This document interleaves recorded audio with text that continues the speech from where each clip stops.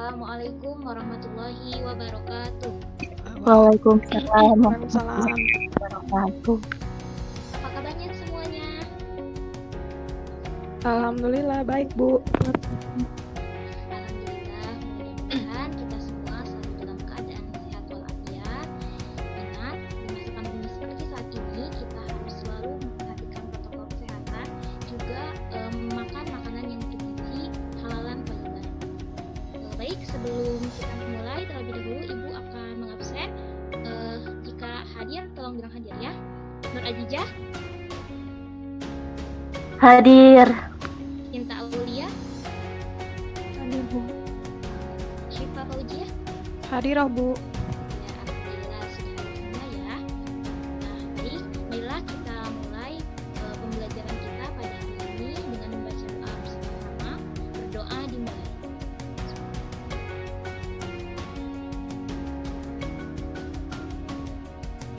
Berdoa selesai. Nah, gimana? Sudah siap mengikuti pembelajaran pada hari ini? Siap, Bu. Baik. Pada kesempatan kali ini kita akan belajar tentang ruang lingkup biologi, keselamatan kerja di laboratorium.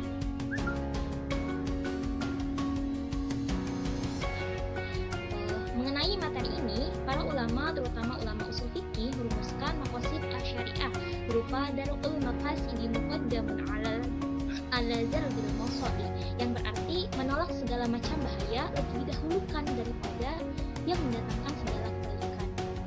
Maksudnya, mencegah itu lebih baik daripada mengobati. Nah, sesuai dengan materi kita pada saat ini, yaitu tentang keselamatan kerja di laboratorium, di mana untuk ketika kita bekerja, melakukan percobaan, penelitian, kita harus menjaga keselamatan kita gitu. Jadi lebih baik mencegah gitu dari hal-hal yang tidak diinginkan. Seperti itu. Selanjutnya, nah, pernahkah kalian melihat alat-alat laboratorium di samping? Coba, pernah lihat tidak? Pernah, Bu. Nah, ya, jika pernah, coba apa aja nih nama alat-alat tersebut? Coba yang bagian A namanya apa? Tomografi. Iya, benar. B? Apa ya? Erlen Meyer bukan, Bu? Iya, benar. Lalu yang bagian C-nya? Corong. Iya. D? Gelas. Ya, gelas beker ya, atau gelas kimia. Selanjutnya yang E? Enggak tahu, Bu. Gak jelas ya. Iya, Pinset. Set bukan, Bu. Iya, benar, pinset. Selanjutnya yang bagian F? gunting. Iya. G? Kaca pembesar, Bu. Nah, benar, besar atau lurus ya. Lalu yang bagian H? Yang tempat preparat. Apa? Kaca objek. Ya, kaca objek sama penutupnya ya. Nah, lalu yang bagian I? Yang buat api? Buat bakar-bakar. Spiritus. Iya. Pembakar Nah, spiritus. Insen, ya, pembakar spiritus. Lalu yang J? Kaki 3. Ya, kaki 3 sama kasanya ya yang di bagian atas. Lalu K? Buat motong-motong. Pisau. Iya, bisa bedah. Lalu yang bagian L? Mikroskop. Iya, benar sekali. Wah, hebat ya kalian. Semua tahu nama-nama alat yang ada pada gambar. Sebelumnya, sini ada kompetensi dasar, indikator, tujuan, dan manfaat. Untuk kompetensi dasar sama indikatornya silakan nanti dibaca.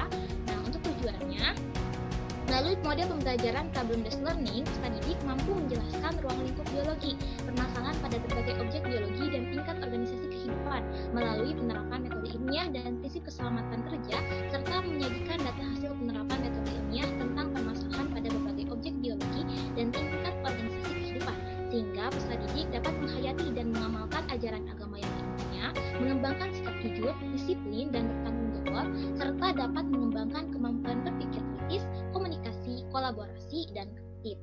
Nah, untuk pemanfaatnya, yang pertama, peserta didik dapat mengidentifikasi prinsip keselamatan kerja berdasarkan pengamatan dan penelitian sendiri, dan yang kedua, peserta didik dapat menjelaskan hal-hal penting dalam keselamatan kerja. keselamatan kerja itu merupakan keadaan terbaik dalam bekerja di laboratorium yang dilengkapi dengan peralatan untuk mengadakan percobaan atau penyelidikan. Lalu di sini ada syarat laboratorium yang baik. Bagaimana sih syarat laboratorium yang baik itu? Yang pertama, ruang laboratorium itu harus memenuhi standar, di mana harus memperhatikan apa? Kondisi ruangan, susunan ruangan, lalu kelengkapan peralatan keselamatan, dan yang terakhir ada nomor telepon penting. Nah, kira-kira tahu tidak nomor telepon penting di sini maksudnya nomor telepon siapa? Pemadam bukan, Bu? Iya, bisa pemadam kebakaran. Lalu ada siapa lagi kira-kira nih? Polisi. Lalu ya, ada lagi? Udah, Bu. Rumah sakit bukan, Bu? Nah, ya, petugas medis ya. Jadi karena keselamatan kerja di laboratorium ini benar-benar harus dijaga, jadi kita harus lebih prepare gitu dengan menggunakan nomor telepon penting seperti pemadam kebakaran, lalu petugas medis gitu. Kemudian yang kedua, ruang laboratorium memiliki sistem ventilasi yang baik dan tertata rapi. Sebagaimana kita ketahui bahwa ruang laboratorium ini harus memiliki tempat keluar masuknya udara gitu, agar praktikan lebih enak gitu, lebih nyaman berada di laboratorium. Karena kalau misalnya tidak ada sistem ventilasi nanti bisa pengap ya. Selanjutnya yang ketiga, alat keselamatan kerja harus selalu tersedia dan dalam kondisi yang baik. Dan yang keempat, laboratorium harus memiliki jalur evakuasi yang baik. Nah, minimal sebenarnya sebuah laboratorium itu harus memiliki dua jalan keluar gitu. Jadi ketika ada hal-hal yang tidak diinginkan, orang yang berada di laboratorium itu bisa lebih leluasa keluar dari laboratorium gitu, ketika ada hal-hal yang tidak diinginkan gitu. Kalau misalnya jalannya cuma satu, nanti akan kesulitan gitu kan, orang banyak terus diburu-buru gitu kan. Makanya minimal sebenarnya dalam sebuah laboratorium itu harus ada dua pintu keluar. Selanjutnya, nah, apakah saat SMP kamu pernah praktikum di laboratorium? Gimana, kalian pernah praktikum tidak waktu SMP? Jarang, Bu. Jarang. Lupa, Bu. Hampir nggak pernah. Oh, hampir tidak pernah ya. Ada yang pernah sekali, dua kali? Pernah, Bu. Oh iya, setidaknya ada yang pernah ya. Nah, selanjutnya, jika pernah, bagaimana tata tertib laboratorium di SMP-mu? Kira-kira ada yang masih ingat tidak bagaimana tata tertib laboratorium di SMP-nya? Nggak boleh makan, nggak boleh minum. Ya, benar sekali, tidak boleh makan, tidak boleh minum. Ada lagi? Nggak boleh bercanda, Bu. Oh iya, benar sekali, tidak boleh bercanda ya. Sama di laboratorium. Ada lagi? Memakai jas lab, Bu. Oh iya, benar sekali. Nah, sekarang di sini ada tata tertib keselamatan kerja. Yang pertama, dilarang mengambil atau membawa keluar alat-alat serta bahan dalam laboratorium tanpa seizin petugas laboratorium. Kedua, orang yang tidak berkepentingan dilarang masuk ke laboratorium. Hal ini untuk mencegah hal-hal yang tidak diinginkan. Ketiga, gunakan alat dan bahan sesuai dengan petunjuk praktikum yang diberikan. Yang keempat, jika melakukan eksperimen sebelum mengetahui informasi mengenai bahaya bahan kimia, alat-alat dan cara penggunaannya. Jadi sebelumnya harus tahu dulu ya informasi tentang bahayanya bahan kimia, alat-alat dan cara penggunaannya. Lalu selanjutnya, bertanyalah jika Anda merasa ragu atau tidak mengerti saat melakukan percobaan. Mengenali semua jenis peralatan keselamatan kerja dan letaknya untuk memudahkan pertolongan saat terjadi kecelakaan. Pakailah jas laboratorium saat bekerja di laboratorium. Harus mengetahui cara pemakaian alat-alat seperti pemadam kebakaran, isoler, respirator, dan alat keselamatan kerja yang lainnya. Nah, untuk tata tertib selanjutnya, ada yang ingin membacakan tidak? Membantu Ibu membacakannya?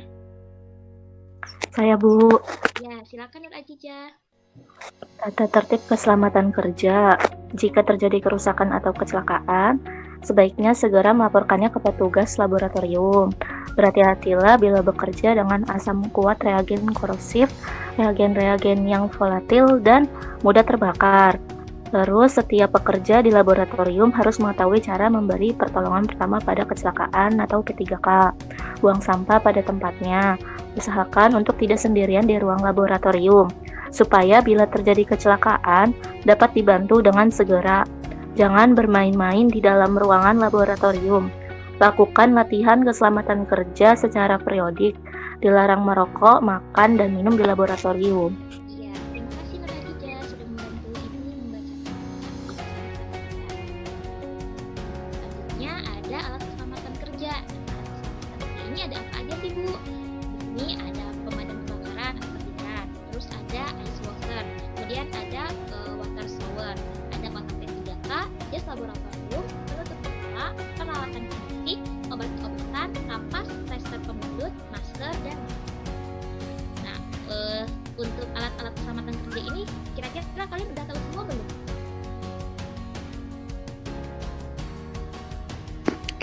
Beberapa, Bu. Setidaknya ada yang terbayang ya alat-alat keselamatan kerja. Untuk yang belum tahu nanti bisa tinggal di searching ya di Google atau bisa juga di YouTube. Jadi kalian bisa lebih jelas mengetahui alat keselamatan kerja. Baik, Bu. Selanjutnya ada simbol keselamatan kerja. Nah, bisa dilihat ya di simbol-simbol yang diberi label warna apa yang dikelilingi kotak warna merah. Nah, yang pertama ada animal hazard. Adalah simbol bahaya yang berasal dari hewan. Mungkin saja hewan itu beracun karena telah disuntik bermacam-macam zat hasil eksperimen atau dapat menggigit dan mencakar Anda. Kemudian di sebelah pinggirnya ada simbol sharp instrument hazard, yaitu merupakan simbol bahaya yang berasal dari benda-benda yang tajam. Benda itu jika tidak digunakan dengan benar maka dapat melukai Anda. Selanjutnya yang di bagian pinggirnya lagi ada heat hazard.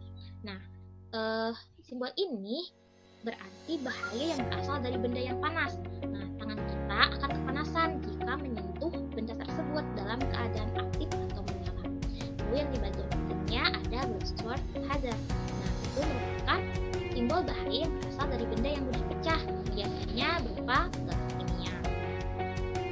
Dan di bagian tengah ya, itu di bagian tengah pinggir ada chemical hazard. Nah, simbol ini dia berarti bahaya yang berasal dari bahan kimia. Bisa saja bahan kimia itu dapat membuat kulit kita gatal atau iritasi. Kemudian ini ada gambar colokan ya, itu electrical hazard. Nah, merupakan simbol bahaya yang berasal dari benda-benda yang mengeluarkan listrik. Maka hati-hati dalam menggunakannya agar kita tidak tersengat listrik. Dan ada itu gambar mata ya, itu eye and face hazard. Nah, merupakan simbol bahaya yang berasal dari benda-benda yang dapat membuat iritasi pada mata dan wajah. Maka kita harus menggunakan masker atau pelindung wajah sebelum menggunakan bahan tersebut. Dan di paling pinggirnya ada fire hazard. Nah, merupakan simbol bahaya yang berasal dari benda yang mudah terbakar. Contohnya seperti kerosin, minyak tanah, dan spiritus. Lalu selanjutnya di bagian bawah ada biohazard. Itu merupakan simbol bahaya yang berasal dari bahan biologis. Bahan tersebut bisa dapat menyebabkan penyakit mematikan seperti AIDS. Contohnya tempat pembuangan jarum suntik. Nah, jadi kita harus hati-hati ya. Kemudian ada laser radiation hazard, merupakan simbol bahaya yang berasal dari sinar laser. Kemudian ada radioaktif hazard, merupakan simbol bahaya yang berasal dari benda radioaktif. Benda ini dapat mengeluarkan radiasi dan jika terpapar terlalu lama maka akan menyebabkan kanker. Dan selanjutnya ada explosive hazard, merupakan simbol bahaya yang berasal dari benda yang mudah meledak. Bisa dilihat kan ya di gambar di sini itu seperti ledakan. Maka kita harus menjauhkan benda tersebut dari api agar tidak meledak. Selanjutnya di sini ada toksik. Nah, kalau toksik ini menandakan bahwa zat tersebut itu mengandung racun. Contohnya seperti klorin dan merkuri. Selanjutnya ada tanda silang. Kalau tanda silang ini dia menandakan suatu zat memiliki bau tajam atau menyengat. Contohnya seperti amonia. Dan terakhir ada cairan yang sedang dituangkan. Simbol tersebut menandakan suatu zat atau bahan di laboratorium tersebut bersifat korosif. Tuh, bisa dilihat ya tangannya jadi gak ada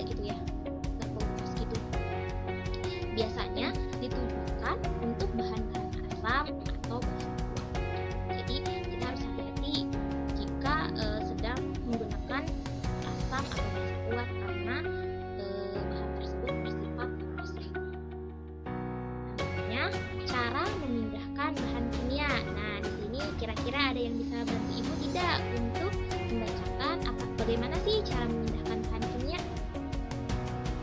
Sinta Bu katanya mau baca. Oh iya, Sinta, silahkan Sinta. Cara memindahkan bahan kimia. Yang pertama, mengetahui segala informasi tentang bahan kimia yang akan digunakan. Yang kedua, pindahkanlah sesuai kebutuhan dan jangan berlebihan. Yang ketiga, untuk memindahkan bahan kimia yang berwujud cair, pindahkan dengan menggunakan batang pengaduk atau pipet tetes. Hindari percikan karena bisa menyebabkan iritasi pada kulit. 4. Jangan menaruh tutup botol di atas meja supaya tutup botol tidak kotor oleh kotoran di atas meja. Kelima, untuk memindahkan bahan kimia yang berwujud padat, gunakan sendok atau alat lain. Hindari menggunakan 1 sendok untuk mengambil beberapa jenis zat kimia supaya terhindar dari kontaminasi. Terima kasih Sinta sudah membantu ibu membacakan. Sama-sama, Ibu. Ya, jadi kita harus tahu dulu ya, sebelum memindahkan bahan kimia itu harus tahu dulu informasi tentang bahan kimia yang akan kita gunakan. Karena kalau kita tidak tahu, nanti bisa salah gitu. Ditakutkan malah kita ngambil bahan-bahan korosif gitu kan. Lalu kita juga harus memindahkan bahan atau larutannya itu sesuai dengan kebutuhan kita, jangan berlebihan. Jadi kan kalau misalnya sesuai kebutuhan paling nggak ada sisa atau ada pun sisa cuma sedikit gitu kan. Kalau misalnya terlalu berlebihan nanti sayang sisanya gitu. Karena kalau misalnya si sisa ini dikembalikan lagi ke tempat asalnya, ditakutkan dia sudah terkontaminasi dengan larutan lain gitu. Jadi lebih baik kita mengambil bahan kimia itu secukupnya saja. Selanjutnya ada pembuangan limbah. Ini ada 3 macam limbah. Yang pertama ada limbah cair, kemudian limbah padat, dan limbah radioaktif. Nah, untuk limbah cair tersendiri ada limbah asam dan basa. Nah, gimana sih cara membuang limbahnya? Pertama-tama kita harus menetralkan dulu si asam dan basa ini sebelum dibuang. Jadi kalau misalnya asam dinetralkan dengan apa coba? Biar bisa jadi netral. Basa. Iya, jadi kalau misalnya larutan yang asam, kita netralkan dulu dengan basa, biasanya pakai air hangat atau misalnya air kapur. Terus kalau misalnya yang basa, kita netralkan dulu dengan larutan asam, biasanya HCl yang sudah dilarutkan.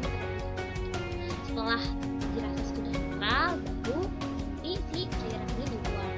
Selanjutnya ada larutan logam berat, seperti senyawa raksa, barium, tembaga, arsen, dan lain-lain.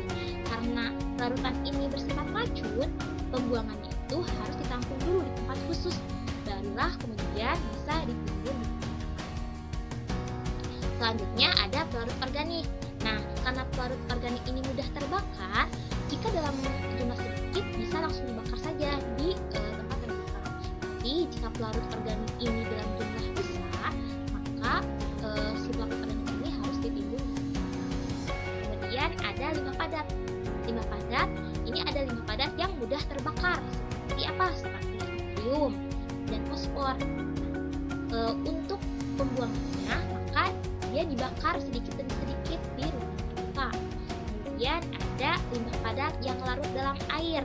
Nah, untuk limbah padat yang larut dalam air ini, cara pembuangan itu kita harus larutkan terlebih dahulu ke dalam air, diencerkan, kemudian barulah dibuang ke tempat pembuangan air. Selanjutnya ada limbah padat yang tidak larut dalam air. Nah, untuk limbah padat ini maka harus dikumpulkan terlebih dahulu dalam wadah khusus, kemudian ditimbun di tanah. Selanjutnya ada limbah radioaktif. Untuk limbah radioaktif dikumpulkan pada tempat khusus, kemudian dikembalikan kepada tempat pemasok. Seperti itu. Kira-kira paham? Paham. Selanjutnya ada kecelakaan kerja. Nah, di sini ada beberapa kecelakaan kerja seperti luka. Nah, luka ini juga terbagi ke dalam beberapa macam, luka lecet, luka iris, terus luka tusuk dan luka bakar. Lalu ada keracunan melalui mulut, keracunan melalui hidung, keracunan melalui mata, lalu terpatuk ulah, keracunan gas beracun dan tersetrum listrik. Nah, coba ibu mau tahu kira-kira kalau misalnya luka iris itu kalau terkena apa ya? Pisau. Luka iris? Pisau. Iya, benar sekali. Nah, luka iris itu kalau kita terkena pisau. Di sini kira-kira ada yang tahu tidak cara untuk penanganan lukanya seperti apa? Kalau kita terluka Dikasih obat merah, Bu. Nah, iya benar sekali. Dikasih betadine ya, atau obat merah. Tapi sebelumnya si lukanya ini kita bersihkan dulu dengan menggunakan air agar tidak masuk bakteri atau kuman. Jadi kita sterilkan dulu pakai air, lalu nanti dikasih betadine. Setelah itu kita bungkus menggunakan masker. Selanjutnya ada keracunan melalui mulut. Nah, kira-kira kenapa sih bisa keracunan melalui mulut? Ada yang tahu tidak kenapa praktikan bisa keracunan melalui mulut? Nggak sengaja kena kali, Bu. Nah, iya benar sekali. Jadi bisa jadi si praktikan ini tidak sengaja menelan bahan kimia beracun seperti itu. Lalu ada keracunan melalui hidung. Biasanya keracunan melalui hidung itu gara-gara apa ya? Nyium bahan-bahan. Ya benar, menyium bahan-bahan ya, apalagi bahan-bahan yang menyengat, yang mempunyai bau menyengat. Lalu ada keracunan melalui mata, ada terpatuk ular. Nah, kalau terpatuk ular itu biasanya kalau kita mengadakan praktikum di alam bebas ya, melakukan penelitian di alam bebas gitu, bisa terjadi hal tersebut. Lalu ada keracunan gas beracun dan terakhir tersetrum listrik. Paham mengenai kecelakaan kerja? Paham, Bu. Iya. Lanjut ya. Ini ada penanganan kecelakaan. Yang pertama, jangan panik dan ikuti prosedur penanganan kecelakaan yang baik dan benar. Jadi pokoknya kita jangan panik ya ketika mengalami kecelakaan kerja. Jadi harus tenang. Kemudian yang kedua, cari bantuan petugas laboratorium untuk membantu Anda. Bila perlu, panggil petugas medis atau pemadam kebakaran. Yang ketiga, bila terkena bahan kimia, bersihkan bagian kulit yang terkena bahan kimia sampai bersih. Kulit yang terkena jangan digaruk supaya tidak menyebar. Bawa keluar korban dari laboratorium supaya mendapatkan oksigen. Lalu, bila kondisi korban cukup parah, maka panggillah petugas kesehatan secepatnya. Selanjutnya yang keempat, bila terjadi kebakaran karena bahan kimia atau korsleting listrik, segera bunyikan alarm tanda bahaya. Jangan langsung disiram oleh air, tapi gunakan hidran untuk memadamkan api. Hindari menghirup asap. Nah, bila kebakaran luas, segera panggillah petugas pemadam. Selanjutnya, nah, Ibu kan sudah mengirimkan LKPD di grup WhatsApp ya. Terus sudah mengirimkan link YouTube juga. Nah, untuk YouTube-nya sendiri sudah ditonton belum videonya? Sudah, Bu. Ya, alhamdulillah. Baru setengah, Bu. Oh iya. Nah, jika sudah, alhamdulillah. Kalau misalnya saya masih di tengah, bisa lanjutkan ya menonton videonya. Nah, di sini silahkan kalian buka LKPD-nya. Ibu beri waktu kalian 3 menit untuk menyelesaikan setiap soal yang ada di LKPD tersebut. Gimana? Siap? Baik, Bu. Baik, Bu. Nanti Ibu ini alarmnya. Nah, waktu pengerjaan 3 menit dimulai dari sekarang. Silahkan ya, kerjakan. Selesai waktunya. Nah, di video tersebut itu menceritakan atau menggambarkan kecelakaan kerja yang terjadi di Laboratorium Farmasi UI saat menjalankan kegiatan praktikum. Nah, akibatnya belasan orang mengalami luka-luka. Nah, berdasarkan video tersebut, identifikasilah kecelakaan yang terjadi serta penyebab kecelakaan tersebut. Nah, coba apa saja yang bisa kalian ketahui berdasarkan video yang pernah kalian tonton? Saya, Bu. Ya, silakan Sinta. Jadi video tersebut itu terjadi kecelakaan kerja di laboratorium farmasi UI mengakibatkan 15 orang siswa luka-luka, 1 orang dirawat di rumah sakit. Menurut yang saya lihat ya, Bu, di videonya. Terus ledakannya itu keras, terjadi di 70 mahasiswa. Terus ledakan tersebut diakibatkan adanya satu kelompok yang terdiri dari 15 orang. Mahasiswa tersebut terlambat mengangkat pemanas sehingga larutan di sampel tersebut yang berada dalam labu destilasi kering dan meledak. Terus alat destilasi berisi campuran asam, fenol, alkohol dididihkan di atas kaca. Terus terdapat kesalahan juga dalam praktik memanaskan labu kaca atau tabung kimianya. Terus 2 orang mengalami luka parah di wajah dan 12 orang lainnya luka ringan. Itu Bu yang saya lihat di video. Terima kasih banyak Siva, luar biasa sekali ya. Benar sekali apa yang disampaikan oleh Siva. Benar kecelakaan tersebut itu terjadi di laboratorium farmasi UI mengakibatkan 15 orang mahasiswa luka-luka. 1 orang itu dia dirawat ke rumah sakit dan dirawat di Jakarta. Pokoknya semua yang disampaikan oleh Siva itu sudah merangkum apa yang terdapat dalam video. Luar biasa Siva, tepuk tangan untuk Siva semuanya. Ya, selanjutnya, nah ada merumuskan masalah. Nah, berdasarkan video tersebut, buatlah beberapa pertanyaan mengenai keselamatan kerja di laboratorium. Coba, ada yang bisa tidak membuat pertanyaan berdasarkan video?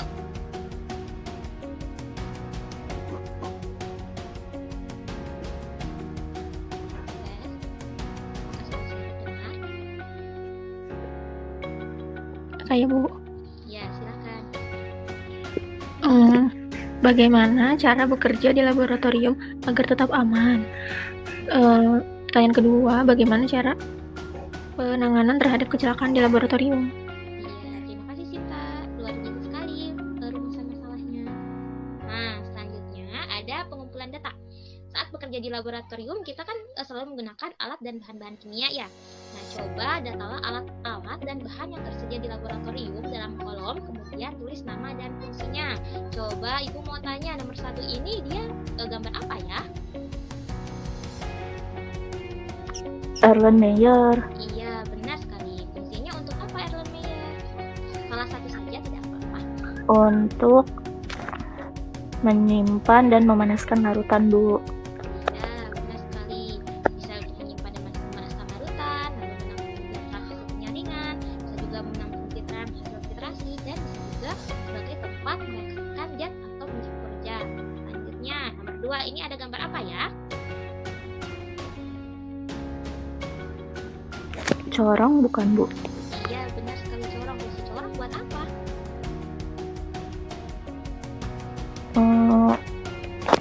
Itu Bu, membantu untuk ini memasukkan larutan ke dalam wadah yang punya mulut kecil. Ya, benar sekali. Untuk penyaringan ya, atau bisa juga untuk memudahkan masuknya larutan ke dalam wadah yang kecil. Selanjutnya, ini nomor 3 ada alat apa ya namanya? Kaki 3. Nomor 3. Tabung reaktif. Nomor 3, gelas ukur. Oh, salah lihat. Iya, tidak apa-apa.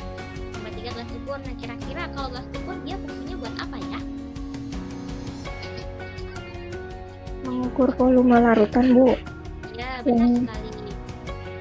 Mengukur volume larutan. Nah, karena untuk ketelitiannya lumayan ya, maksudnya dia tidak terlalu rendah atau tidak terlalu tinggi juga ketelitian pengukurannya. Selanjutnya ada nomor 4. Nomor 4 gambar apa ya?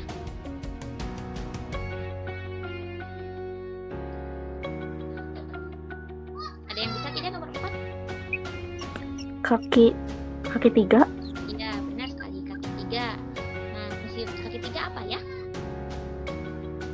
Biasanya buat naruh apa tuh? Kaki 3.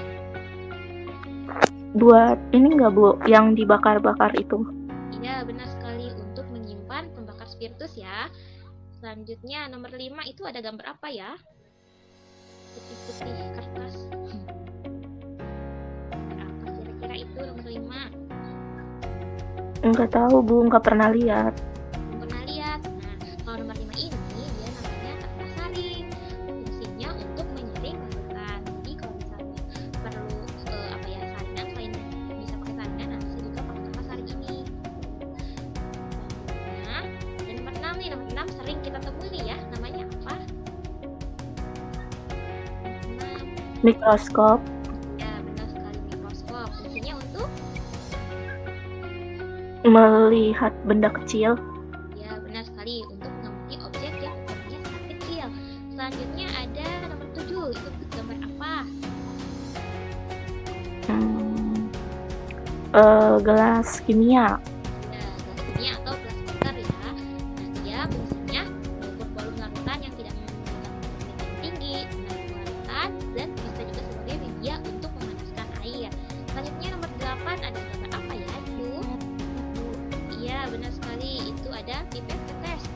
biasanya dia digunakan untuk apa?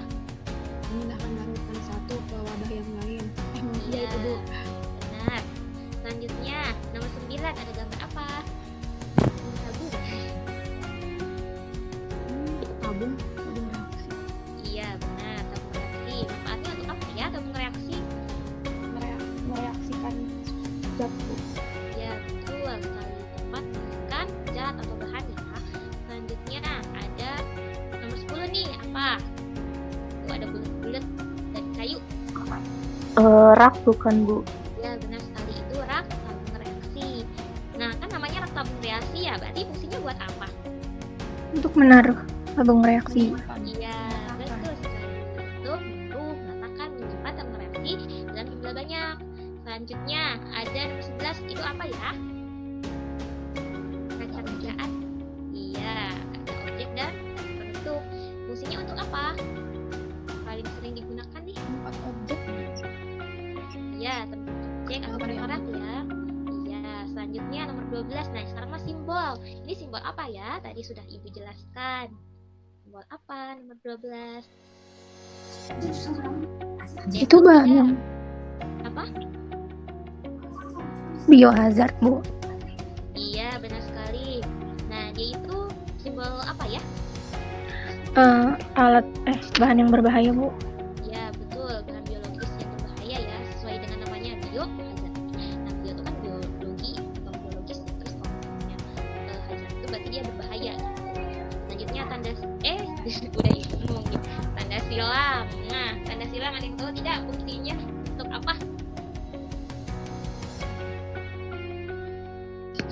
Itu Bu, menandakan suatu zat memiliki bau tajam atau menyengat, contohnya seperti amonia. Ya, benar sekali. Selanjutnya nomor 10. Tuh ada api-apian. Apa tuh? Simbol apa namanya? Api bahasa Fire Inggrisnya hazard apa? Bu, Ya, benar sekali, fire hazard. Fungsinya untuk apa? menandakan bahaya yang berasal dari bahan atau benda yang mudah terbakar Bu. Ya, benar sekali. Selanjutnya yang nomor 11. Ini tuh ada yang Meledak. Mm-mm. Nah, dia namanya explosive hazard. Fungsi menentukan bahaya yang berasal dari benda yang mudah meledak. Harus dijauhkan dari api. Nah, menjawab pertanyaan, hal apa saja yang perlu diperhatikan saat akan bekerja di laboratorium? Coba, ada yang tahu tidak? Apa saja sih yang perlu diperhatikan saat kita akan bekerja di laboratorium? Pakai jas lab Bu. Ya, benar. Lalu, Pakai APD ya benar. Lalu ada lagi? sama masker. Ya, benar.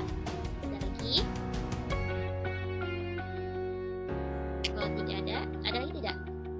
Itu Bu, laboratoriumnya harus memenuhi syarat yang baik. Ya, benar sekali. Lalu Terus ada lagi tidak? Ada simbol, terus ada tempat pembuangan limbah, Ya, jadi kita ada harus tahu ya. penanggulangan kecelakaan. Iya begitu. Ya, jadi harus tahu tentang simbol-simbol, terus tahu tentang cara pembuangan limbah. Tuh, jadi kita langsung lihat saja. Nah, ini ya, hal yang perlu diperhatikan saat kita bekerja di laboratorium. Yang pertama, laboratorium itu harus memenuhi syarat yang baik. Lalu yang kedua, tata tertib keselamatan kerja. Nah, tata tertib juga perlu ya untuk mengatur keselamatan kerja. Selanjutnya ada alat keselamatan kerja. Kita harus tahu nih alat keselamatan kerja itu ada apa aja. Tadi sesuai dengan yang disebutkan oleh Mbak Tija, ada APD kan. Nah, lalu ada simbol keselamatan kerja. Kita juga harus tahu simbol-simbol keselamatan kerja agar untuk meminimalisir kecelakaan kerja.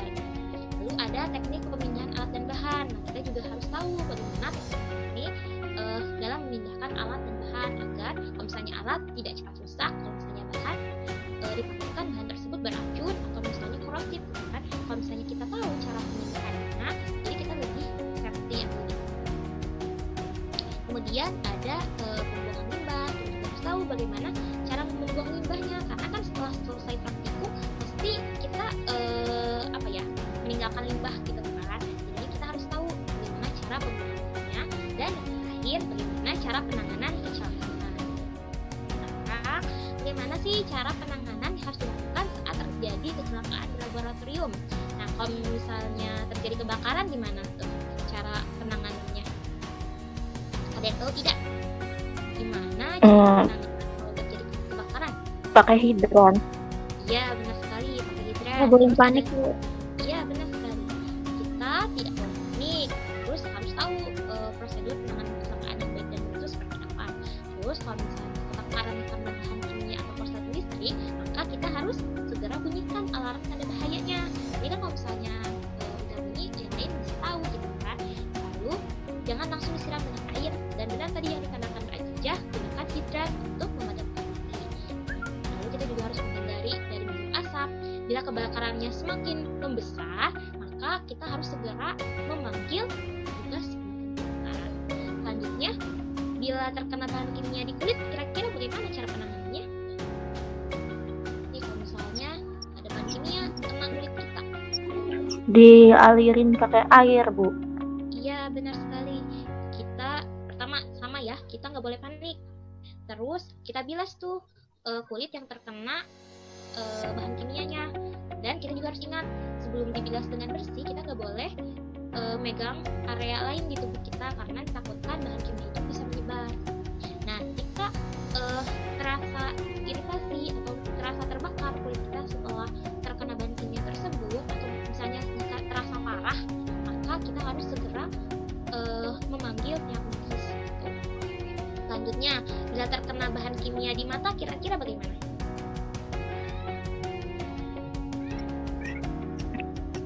Disiram air. Nggak tahu deh, Bu. Iya, benar sekali. Benar kok, Nur Ajijah. Nah, kita ingat pokoknya poin pertama tuh jangan panik ya. Yang kedua, kita langsung basuh ke area mata kita dengan air sebanyak-banyaknya.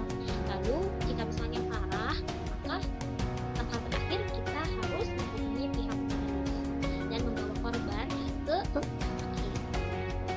Nah, bagaimana kira-kira paham tidak mengenai materi ini? Paham, Bu. Nah, kesimpulan, kira-kira ada yang bisa menyimpulkan tidak hasil pembelajaran kita pada hari ini? Jadi kesimpulannya ini berdasarkan semua tahapan yang telah dilakukan. Jadi keselamatan kerja laboratorium merupakan salah satu aspek penting yang harus diperhatikan untuk meminimalisir kecelakaan kerja pada saat praktikum. Agar bekerja di laboratorium tetap aman, maka harus diperhatikan hal-hal seperti laboratorium yang memenuhi syarat, terus keselamatan kerja, alat keselamatan kerja, simbol keselamatan kerja, teknik pemindahan alat dan bahan, pembuangan limbah, dan yang terakhir serta penanganan kecelakaan, Bu.